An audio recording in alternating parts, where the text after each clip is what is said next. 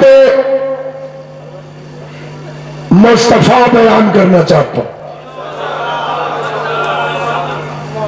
بعض جاہلوں کا یہ خیال ہے کہ شیعہ علی کو مانتے ہیں، نبی کو نہیں مانتے۔ ان کی غلط فہمی کو رفع کرنا چاہتا ہوں۔ آل محمد کی عزت کی قسم یہ کہنا غلط ہے کہ علی کو مانتے ہیں اور نبی کو نہیں مانتے۔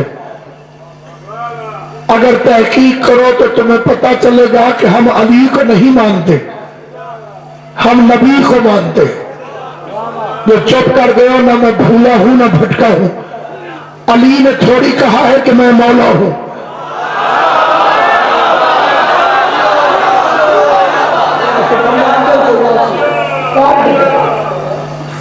مولا علی نے کہا ہے کہ میں مولا ہوں۔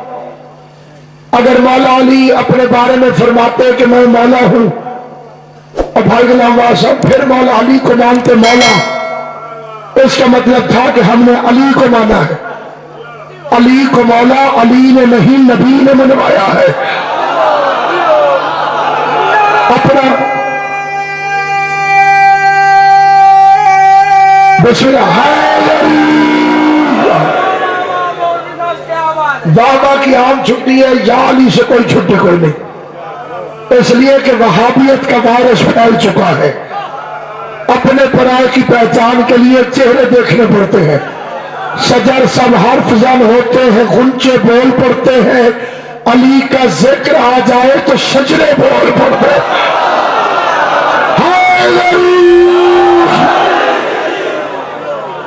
سلامت و آباد و شاد رہو۔ کائنات آدم و عالم میں جیسے مصطفیٰ کو شیعوں نے مانا ہے، تارین میں کوئی پیدا نہیں ہوا جسے عزت مصطفیٰ کا پتہ ہو۔ ہر ایک نبی کی عزت سیکھتا ہے اپنے پیروں سے۔ تجھے پیری وہ ملے ہیں جنہیں 40 سال بعد پتا چلا کہ یہ نبی ہے۔ 40 سال پہلے ان کے ہوش و حواس میں بھی نہیں تھا کہ یہ کون ہے۔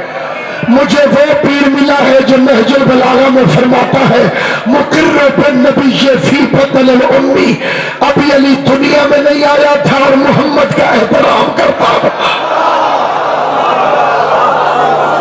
جو دنیا میں آیا نہیں وہ احترام کیسے کرتا ہے؟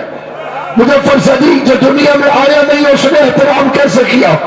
تاریخ کہتی ہے ادھر مصطفیٰ تشریف لے کر آتے، ادھر علی کی ماں کھڑے ہو کر استقبال کرتی۔